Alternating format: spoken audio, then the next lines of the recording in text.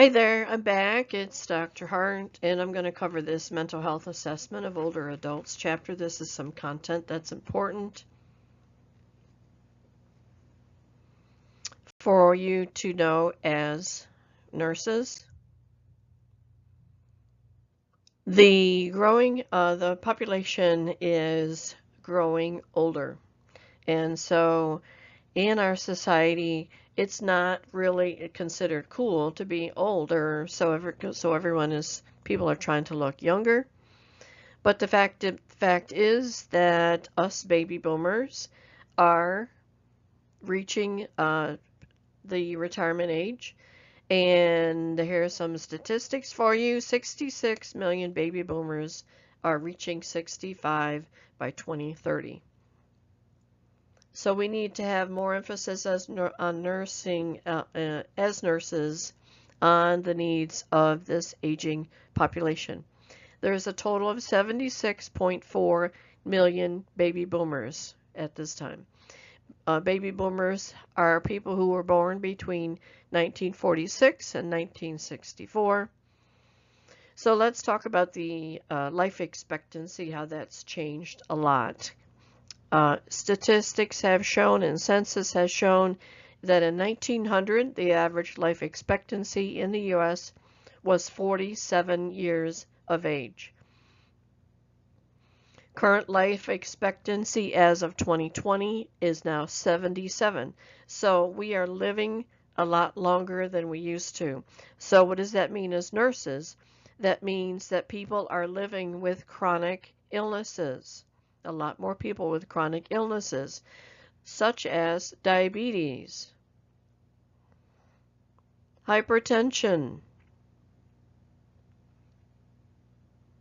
COPD, emphysema, all the lung issues, all the other digestive issues, arthritis, pain, substance use and abuse, all of those things that we are living with as older adults. We used to be back in the day that people didn't survive diabetes. People didn't survive hypertension because we didn't have the medications that we have now. We didn't have the patient education that we have now and the lifestyle changes that we have now. So now we are living with chronic illnesses. Another illness that's now considered chronic is HIV and AIDS. Those used to be a death sentence for people, right? Well, not anymore. Now it's a chronic illness because of the medications that we have to treat that disorder or disease. People are living with HIV and AIDS.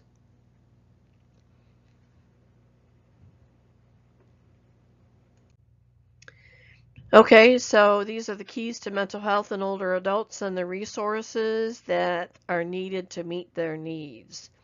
So 20% of older adults over 60 have mental or neurological disorders. They need security, freedom, housing, social support, elder abuse prevention. I'll talk about elder abuse later on. They need health programs for those that are living alone. A lot more older adults are choosing to age in place, and that means they're choosing to stay at home as long as they can. So let's talk about the myths and stereotypes that are associated with aging. Some people think that older adults are sick. They're all depressed. They're all obsessed with death. They're senile, incapable of change. And those are stereotypes and biases and assumptions. So as a nurse, try not to make those assumptions. These generalized assumptions can be demeaning and can interfere with the quality of life for older adults. Okay, so the economic status. Here's some statistics on economic status. 8.9% of adults over the age of 65 have lived below poverty level as of 2019. And a health status statistics, most adults age 65 and over have at least one chronic illness.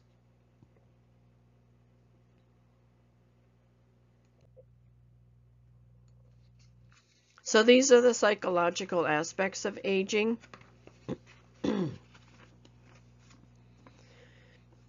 So there are, with memory functioning, there are slower response times with older adults. So when you're doing a mental health assessment or a physical assessment, any assessment, consider that, keep that in mind, and try to allow the older adult more time to respond and more time to think about what you're saying to them.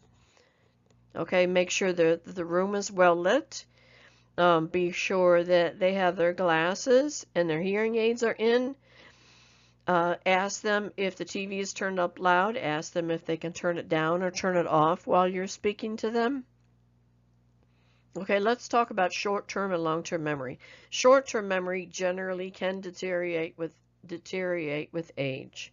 Long-term memory doesn't typically deteriorate like short-term memory does, and especially in chronic diseases like Alzheimer's disease. The short-term memory is what is lost generally. Well, literally, the brain is shrinking with Alzheimer's disease, and there's the plaques and tangles that you should know about that are going on in the brain structure. The long-term memory in Alzheimer's disease generally will stay longer with the person. So if you're in a clinical where you're in a long-term care unit and you're wondering what to talk about with your older adult, you're going to have to do a physical assessment or some kind of assessment. You want to carry on a conversation, or if you have to write a paper, sit down and ask the older adult, what did you do for a living? What was your lifetime career? What did you do in your life? And most of the time they will be able to remember those days, and it will spike a nice conversation with them. So their intellectual functioning, the memory functions are age-related. There are age-related memory deficiencies, slower response times that I talked about. The intellectual functioning is the knowledge acquired in the course of education, life experiences. So you can ask the older adult, what was your education? How far did you go?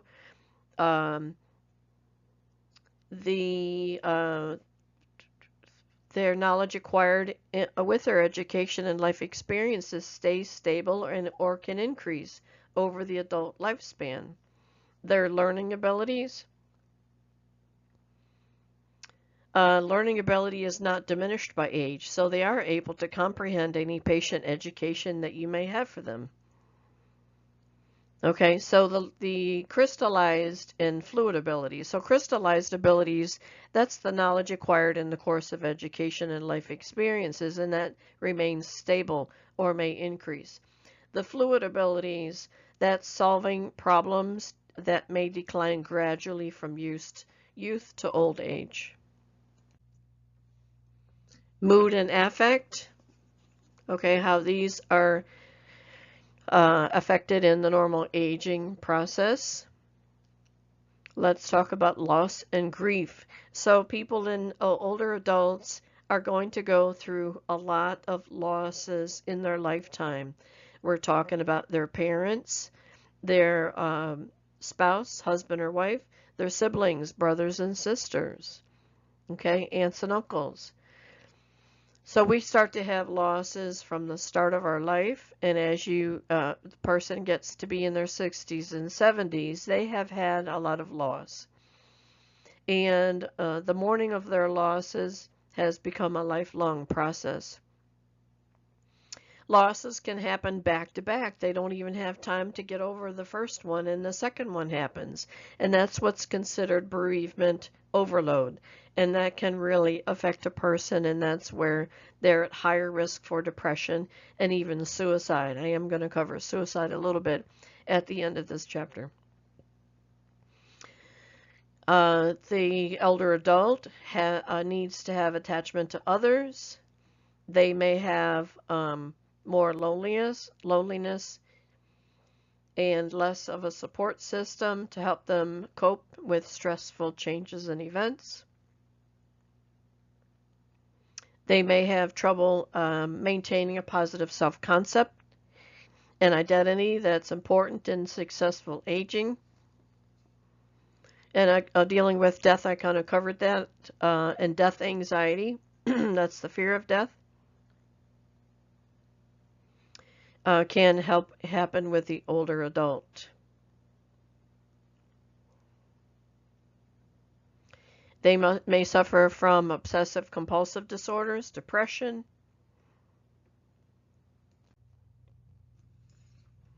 Okay, and so these are some of the psychiatric disorders that may occur later in life.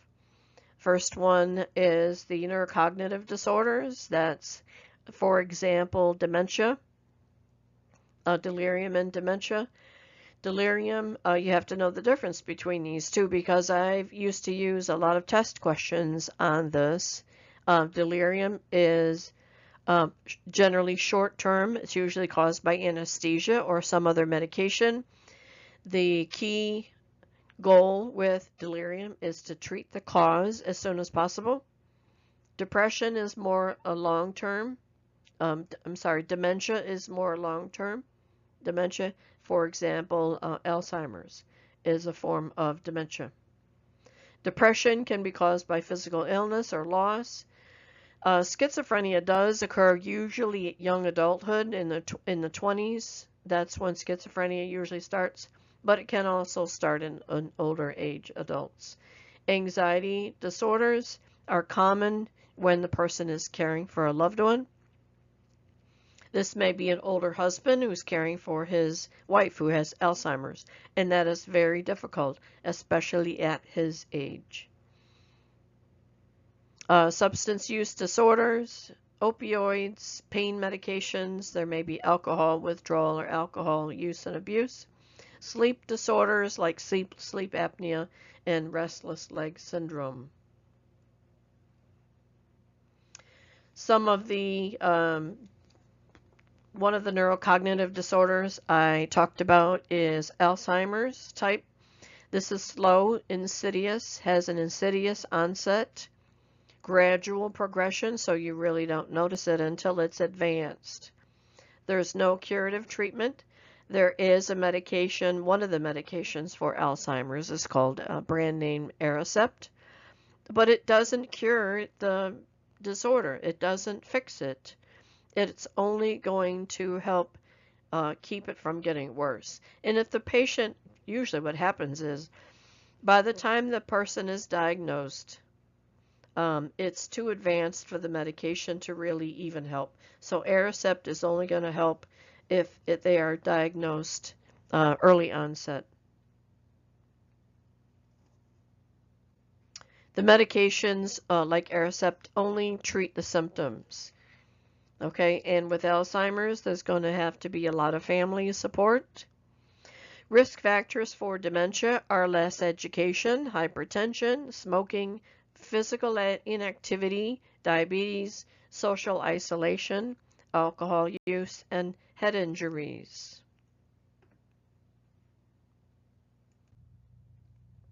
The sociocultural aspects of aging. Okay, we had talked a little bit about the negative stereotypes, and that's called ageism. That's a stereotype that older adults are not able to understand new information.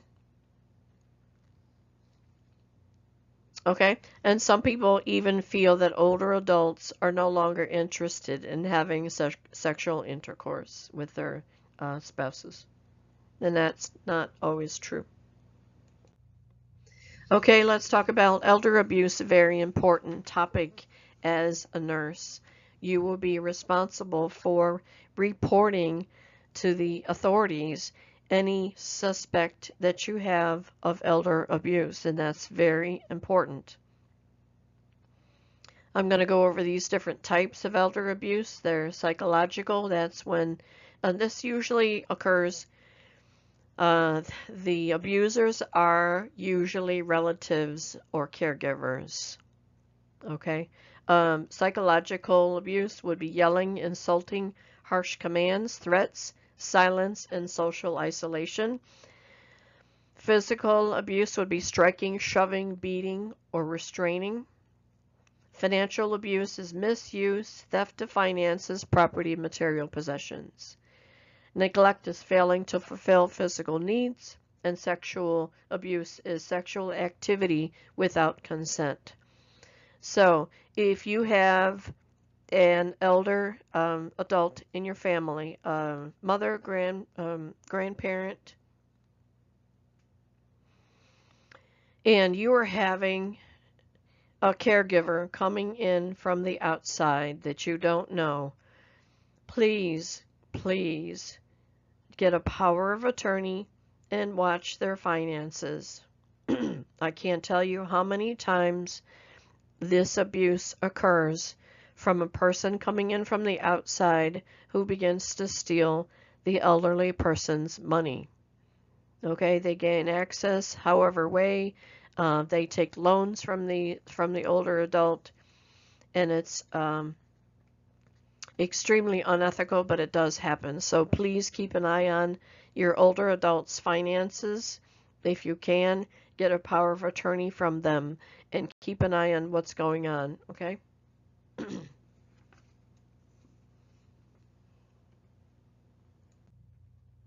Contributing factors to elder abuse, economic stress, substance use disorder. So this is the caregiver. If the caregiver is going through economic problems, they're obviously going to try to steal money from the person they're taking care of. If they're having substance use disorders, difficulty having problems coping, and that's caregiver role strain, because someone dealing with an older adult, or especially someone with Alzheimer's, for example, is very difficult to care for them. And if they have any history of violent behavior. Unfortunately, the victims often will minimize or deny any abuse. Why do they do that? Because they're embarrassed. They're afraid that they're going to have to leave their house if they tell. They may be getting threatened by the person. If you tell, I'm going to hurt you even more. Things like that. Fear of retaliation. Protecting the family. Their unwillingness is that infirm elders are often isolated. They've lost contact with family members or have no family members or friends. Okay, elder abuse can be very difficult to detect.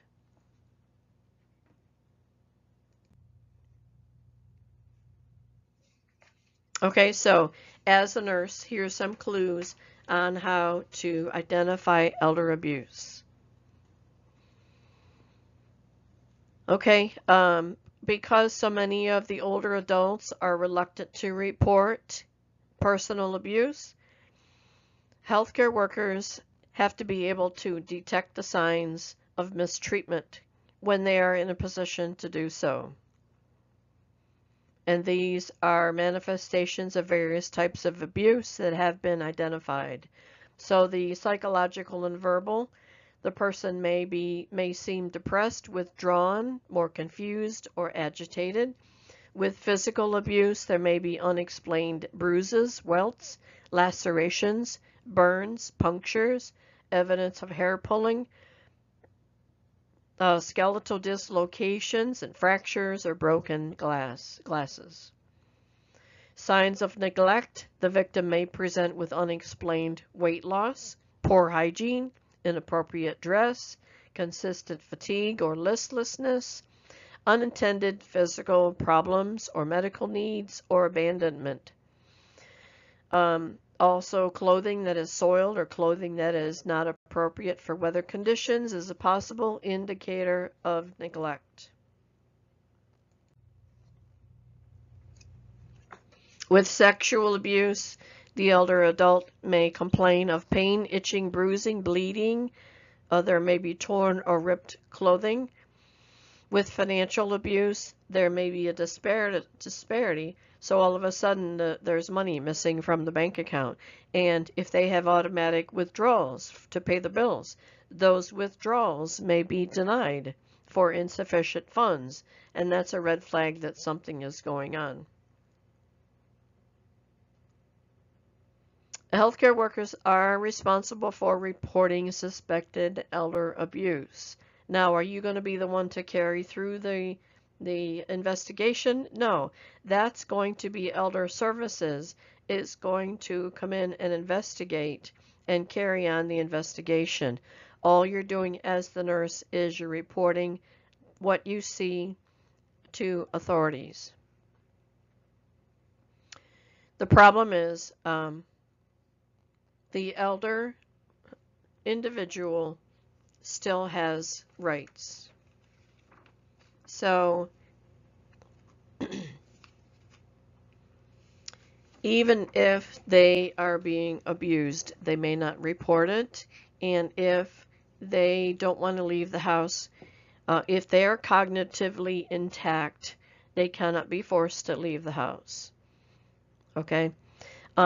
If they choose to stay in the abusive relationship, you can provide them with information that they may need to call, numbers they can call for help. At some point, they may become ready to leave the situation. But you can, if the person is cognitively intact, the doctor will determine that. But unfortunately, you can't make the person leave their home.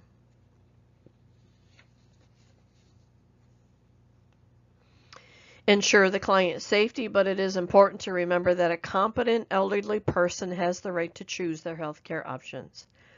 As inappropriate as it may seem, some elderly individuals choose to return to an abusive situation. In this instance, they should be provided with names and phone numbers to call for assistance if needed. A follow-up visit by an adult protective service representative should be conducted. So there should be follow-up if abuse is suspected. Okay, and the topic of suicide among the older adults. The highest rate of suicide are men 65 and older.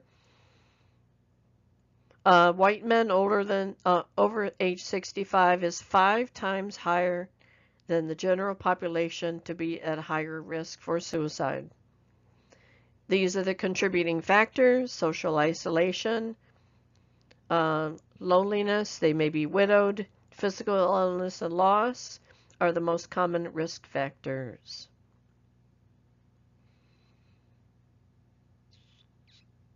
So again, with suicide, let's talk about the most important assessment questions. If you're interviewing or asking your older adult patient questions and they indicate they're depressed, okay, and there are signs of social isolation and loneliness,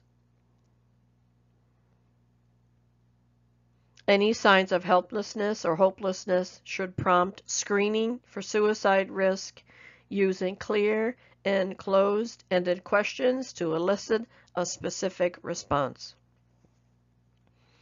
Some questions you may ask in a suicide assessment: have you thought of hurting yourself or taking your own life?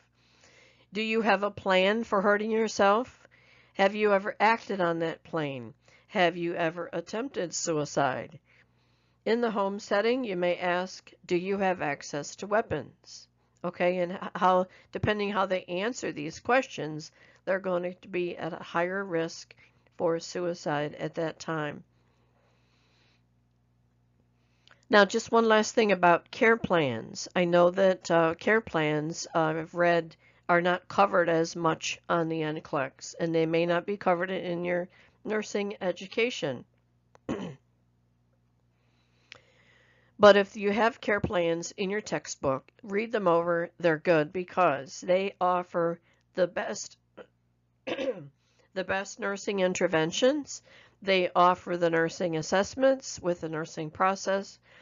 They will have the interventions and evaluations. Okay, some examples of nursing diagnosis for the elderly: disturbed sensory perception, risk for trauma, disturbed thought process, self-care deficit, caregiver role strain, that would be for the person caring for the older adult, and low self-esteem.